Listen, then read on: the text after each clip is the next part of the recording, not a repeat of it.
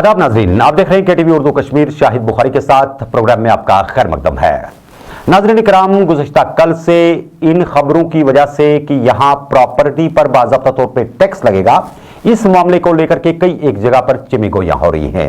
और इस तरह से आपको याद होगा कि हुकूमत की तरफ से बाज़ाब्ता तौर पर म्युनिसिपल हदूद के अंदर आने वाले सभी उन लोगों पे प्रॉपर्टी टैक्स लगेगा जिनके अपने मकानात हैं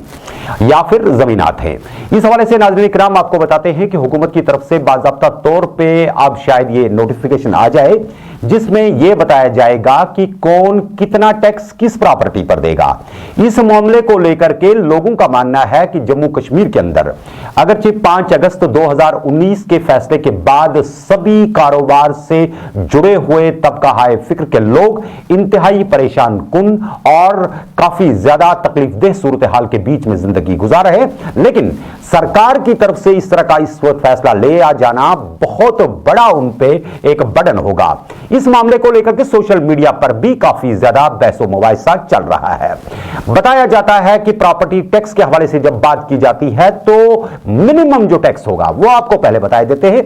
एक अंदाजा लगाया जा रहा है कि अगर किसी का एक मंजिल से ज्यादा मकान होगा तो उसको कम से कम जब उसकी असेसमेंट प्रॉपर्टी की हो जाएगी तो कम से कम 1 से 2 लाख रुपए उसको टैक्स भरने पड़ेंगे।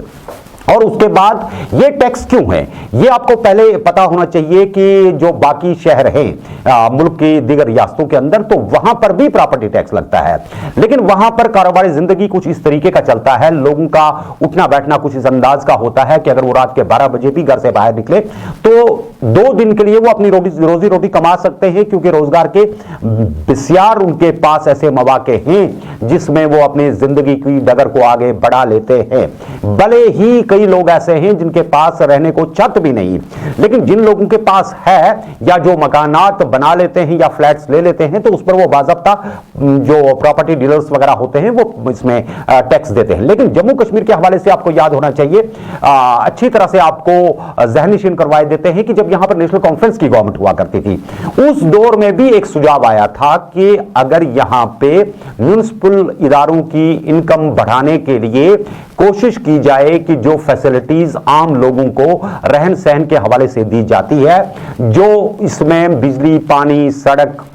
गली कूचे, नालियां या दीगर जो लवाजमात हैं सैनिटेशन के हवाले से, जब वो पूरे किए जाते हैं तो ये सारे पूरे करने के लिए जो इनकम सोर्स है वो मुकम्मल तरीके पर जनरेट नहीं हो पाता है। इसलिए बिस्यार ऐसे लोग होते हैं जिन तक सहूलियात फराहम नहीं हो सकती है, क्योंकि अगर इसको स्मार्ट सिटी बनाया जाता है या किसी बड़े जुमरे में लाया जाए शहर को या टाउन्स को लाया जाए तो किस प्रकार से लाया जाए, क्योंकि इसमें इनकम के बहुत ज्यादा जो जरूरियात होती हैं वो पूरी करनी होती हैं। बहरकैफ इसको लेकर के यहां पर लेफ्टिनेंट गवर्नर इंतजामिया के बीच में भी एक राय इस तरह की रखी गई है जिसमें यह बताया जाता है कि जम्मू कश्मीर के अंदर रहने वाले सभी लोग जो म्युनिसिपल हदूद के अंदर आते होंगे या म्युनिसिपल कमिटीज के अंडर आते हैं तो वहां पे मुकम्मल तरीके पर अब प्रॉपर्टी टैक्स लगेगा। इस टैक्स को लेकर के यहां पर बहुत सारे जानकार हलकों का यह मानना है कि यहां कश्मीर के अंदर बेशक हर किसी के पास अपना घर है, भले ही छोटा है बड़ा है, घर के अंदर हर कोई रहता है या एक घर के अंदर 4 घर रहते हैं तो रह रहे हैं, छत हर किसी के सर पे है, क्योंकि यहां के मौसम भी कुछ ऐसे होते हैं कि 3-3, 4-4 महीने बिना छत के यहां पर तो रह नहीं सकते। ये पंजाब, दिल्ली या यूपी का शहर तो है नहीं कि मौसमों में कभी बरसात आ गई तो आप किसी की टीन की छत के नीचे चले गए, लेकिन यहां जो मौसम होते हैं इंतहाई खराब भी रहते हैं और जोग्राफियाई लिहाज से भी इस खित्ते में घर का होना काफी ज्यादा अहम है। लेकिन एक बात आपको माननी पड़ेगी कि जम्मू कश्मीर के अंदर जिन लोगों ने इस वक्त घर बनाए हैं या जिनके घर हैं,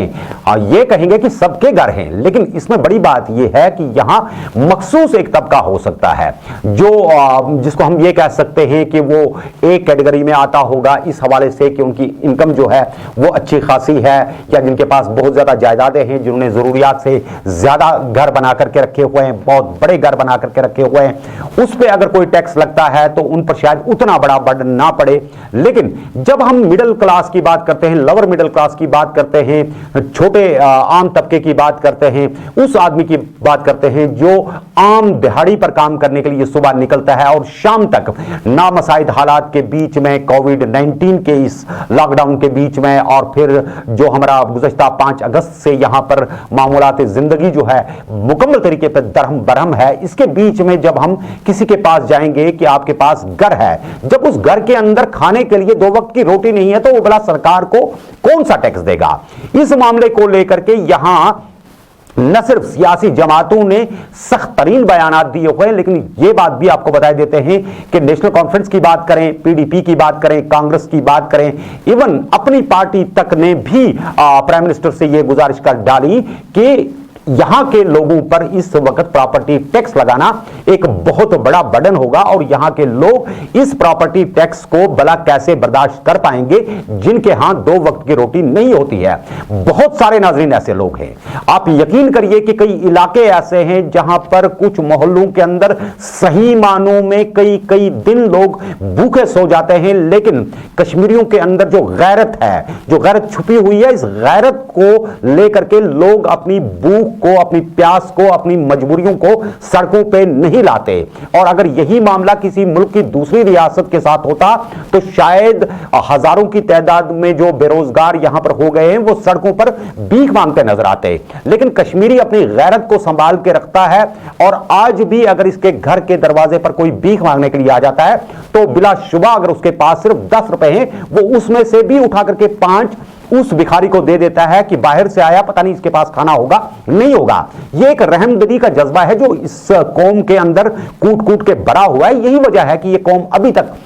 4 कदम आगे चल रही है और मजबूरियों की हालात में, इस कोविड-19 की बदहाल सूरत हाल के बीच में, जब बिल्कुल रोजगार नहीं है, आप देखिए तामीरात कितनी हुआ करती थी, बिल्कुल रुक सी गई है। उसके साथ साथ आप देखिए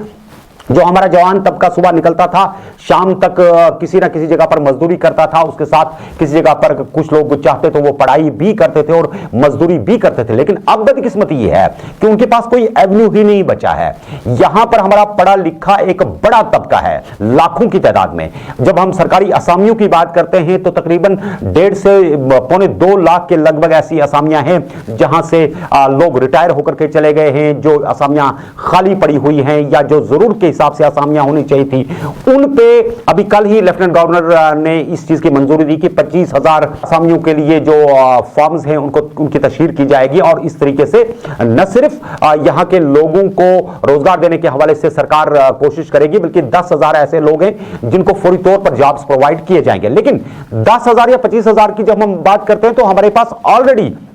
आप देख लीजिए, मैं बार बार बात करता हूं अपने प्रोग्राम में और इस बात को करने में मुझे यकीनी तौर पे कोई कोफत नहीं होती, क्योंकि अक्सर आप महकमों को देखिए, आज भी जब बैक टू विलेज 3 चल रहा है, आपको पता होना चाहिए कि जहां पर भी बड़े अफसरान जा रहे हैं, जहां पर भी कोई पब्लिक मीटिंग हो रही है, वहां पर नीड बेस और कैजुअल लेबर्स जो मुलाजमीन हैं उनको कुर्सियां लगाने पे, उनको उनकी बिठाक करने के लिए, उनकी मीटिंग्स तलब करने के लिए, उनके इंतजामात करने के लिए, सब चीजों के लिए बराबर तरीके पर सरकार ने लगा के रखा है, लेकिन वो तनख्वाहों से महरूम है। आज भी डायरेक्टर टूरिज्म के दफ्तर के अंदर जाकर के लोग एहतजाज करते हैं कि 2014-15 की पेंडिंग सैलरीज उनको दी जाए, आज तक वो नहीं मिली तो 2020 तक की पेंडिंग कितनी होगी। इसी तरह से आप देख लीजिए कि जब हम मुवाजना करते हैं दीगर रियासतों के साथ, तो सबज सोने से बड़ी पड़ी इस रियासत के अंदर किसी जमाने में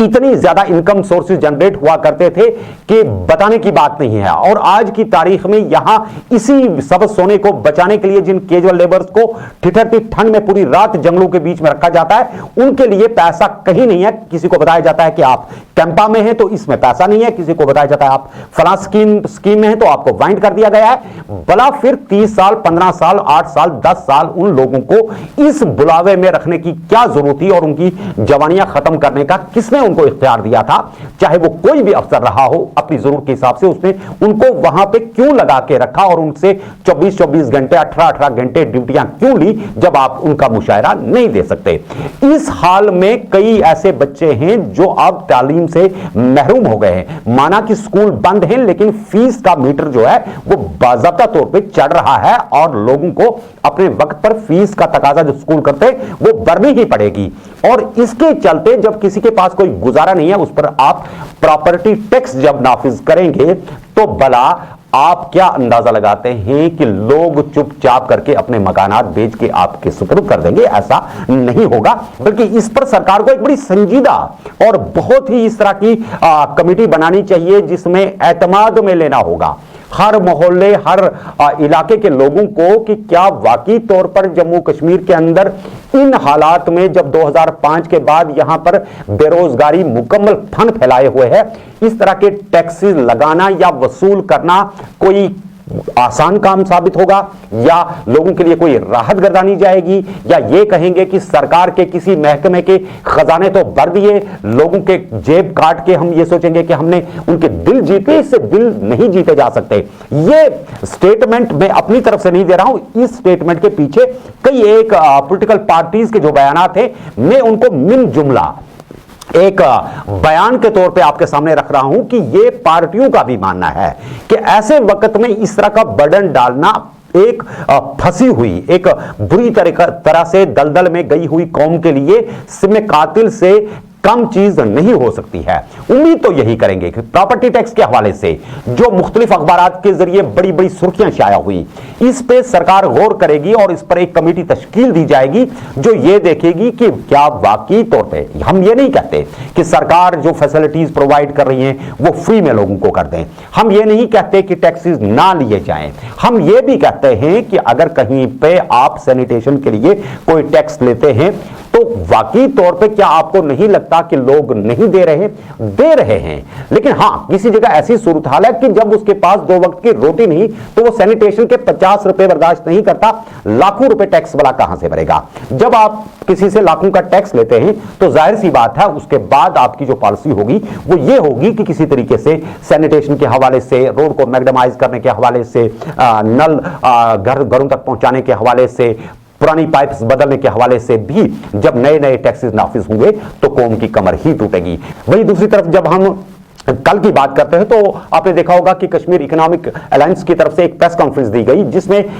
बिजली महकमे को मुकम्मल तरीके पर, जिसको हम पीडीडी के नाम से जानते हैं, उसको प्राइवेटाइज करने की बात कही गई थी और उसमें यह बताया गया था कि कुछ प्राइवेट कंपनीज को अब यह ठेका दिया जाएगा कि फला फला इलाका जो है वो अपने तरीके से उसको टेंडर कर दिया जाएगा, वो उसमें ले लेंगे और उसके बाद वो अपनी मर्जी से जो बिजली बिलें हैं वो लोगों को रवाना करेंगे, वो अपना मुनाफा भी देखेंगे, बाकी चीजें भी देखेंगे। कोविड-19 के बाद गवर्नर इंतजामिया की तरफ से यहां पर एक बहुत ही बड़ा फैसला लिया गया था जिसमें यह बताया गया था कि 50% वेव ऑफ कर दिया जाएगा बिजली की बिल्स को, लेकिन बाद में जब यह स्टेटमेंट आ गया कि नहीं ये सिर्फ इंडस्ट्रियल सेक्टर के लिए है, आम आदमी के लिए नहीं है, तो आम आदमी इसमें भी मायूस हो गया। सोचा यह जा रहा था कि वजीर आजम की तरफ से और खासकर कश्मीर की मौजूदा सूरत हाल को देख करके, यहां के रोजगार को देख करके, जहां बिल्कुल टूरिज्म खत्म है, हैंडीक्राफ्ट खत्म है, एग्रीकल्चर का कोई वजूद नहीं रहा है, हॉर्टिकल्चर मुकम्मल तरीके पर तबाह हो गया है, जाफरान की सनत जो है मुकम्मल तरीके पर तबाह बर्बाद है, ये कह सकते हैं कि आगे कोई खरीदार ही नहीं मिल रहा है, जो सयाह यहां पर आया करते थे, जो लोकली यहां पर खरीदो फरोख्त हुआ करती थी वो नहीं हो पा रही है, तो इसके चलते शायद एक बड़ी राहत मिल जाएगी लोगों को। और इस राहत के बीच में आम आदमी जो है वो ये उम्मीद लगाए हुए था कि शायद सेंट्रल गवर्नमेंट की तरफ से कुछ इस तरह के बड़े पैकेज आएंगे जिससे यहां के अवाम को लगेगा कि अगर वाकई तौर पे अवामी हुकूमत नहीं है लेकिन मरकजी हुकूमत यहां के लोगों को अदम तहफ्फुज़ के माहौल से बाहर निकालने के लिए कुछ बड़े इकदाम उठाएगी, बड़े पैकेज लेकर के आएगी और लोगों को एक बड़ी राहत मिलेगी। आप एक दुकानदार को क्या राहत पहुंचाएंगे अगर आप उसके हाथ में 2000 थमा देते हैं? जैसे हम कल कह रहे थे कि 2005 के जल्जले में भी कुछ ऐसा हुआ कि पैकेज का ऐलान तो हो गया, बड़े बड़े लोगों के डैमेज की फहरिस्तें भी बनाई गई, जब हाथ में थमाया गया तो 30,000 थमाए गए। आज की डेट में 30,000 में किसी के बैतुल खुला का स्लैब भी पूरा नहीं होता है। इस हवाले से हम यही गुजारिश करेंगे कि अगर हुकूमती इदारे वाकई तौर पे चाहते हैं कि यहां के अवाम को राहत पहुंचाई जाए तो इस तरह के टैक्सेस बिलाशुबा आगे जाकर के फ्यूचर में, तब जब यहां पर कारोबारी जिंदगी मुकम्मल बहाल होगा, जो इस वक्त तकरीबन 40,000 करोड़ का यहां पर बिजनेस सेक्टर को लॉस हुआ है, यहाँ के इक्तिसादियात को लॉस हुआ है, जब उसकी भरपाई हो जाती है और उसके बाद आप कोई टैक्स लगाते हैं तो शायद लोगों को उतना ज्यादा बर्डन नहीं लगे। लेकिन अगर हम यहाँ पर लोगों की आमदनी को देखें, आपके पास यहाँ पे 6 लाख के लगभग मुलाजिम हैं कुल मिलाकर के प्राइवेट और गवर्नमेंट सेक्टर के अंदर। उसके बाद जब हम आबादी के एक बड़े हिस्से को देखते हैं, 70 लाख की आबादी को देखते हैं या 80 लाख की आबादी को देखते हैं, तो क्या आपको लगता है कि 6000 मुलाजमीन की वजह से 80 लाख लोगों की आबादी जो है वो टैक्स देने के काबिल हो गई? टैक्स देने हैं, इसमें कोई शक नहीं है। आज आप मामूली बैंक का अकाउंट खोलते हैं तो आपके पास पैन कार्ड होता है, आपके अकाउंट्स जो है बाज़ाब्ता तौर पे चेक हो जाते हैं, कोई ब्लैक मनी का मामला नहीं रहा है। डीमोनेटाइजेशन जब से हुई, आपको यह अंदाजा था कि शायद कश्मीर के अंदर बहुत ज्यादा खजाने छुपे हुए नहीं निकले। आम आदमी तब भी सड़कों पे नहीं निकला जिस तरह से दिल्ली मुंबई में लोग भूखमरी के शिकार हो गए। यहां पर एक चीज थी कि हम एक दूसरे की मदद करके दूसरे को खाना खिला देते हैं। उसका मतलब यह नहीं है कि कौम बहुत आगे जा चुकी है, कौम इंतहाई पस हो चुकी है। इस गुजारिश के साथ कि सरकार शायद इन मामलात को लेकर के संजीदगी से न सिर्फ यहां के लोगों के आम रहन सहन को आसान बनाने के लिए कुछ स्कीमों का, कुछ रियायतों का ऐलान करेगी, बल्कि इन टैक्सेस वैक्सेस को फिलहाल बराए ताक रख करके अवाम के जख्मों पर मरहम रखने की जरूरत है। क्योंकि लोग अभी तक सिर्फ इस आश में बैठे हैं कि जिन अच्छे दिनों के आने की बात की गई थी, कहीं अच्छे दिन ऐसे ही तो नहीं है कि उन्हें अपने घरों की छतें भी बेच करके यहां के म्युनिसिपल इदारों को बनाना है। तो शायद फिर इससे कोई बेहतरी की तवक्का नहीं की जा सकती। और यहां की सियासी जमातों के पास जो अभी तक किसी मुद्दे के बगैर थे, शायद कल की तारीख में एक बड़ा मुद्दा लेकर के आपके लिए एक दूसरा मामला लेकर के खड़े हो जाए। हम उम्मीद करते हैं कि सरकार इस पर गौर खोज करेगी। फिलहाल आज के लिए इतना ही। अगले शुमारे में हम फिर हाजिर होंगे कुछ नए अपडेट्स के साथ। अपना बहुत बहुत ख्याल रखिएगा। खुदा हाफिज़ नासिर।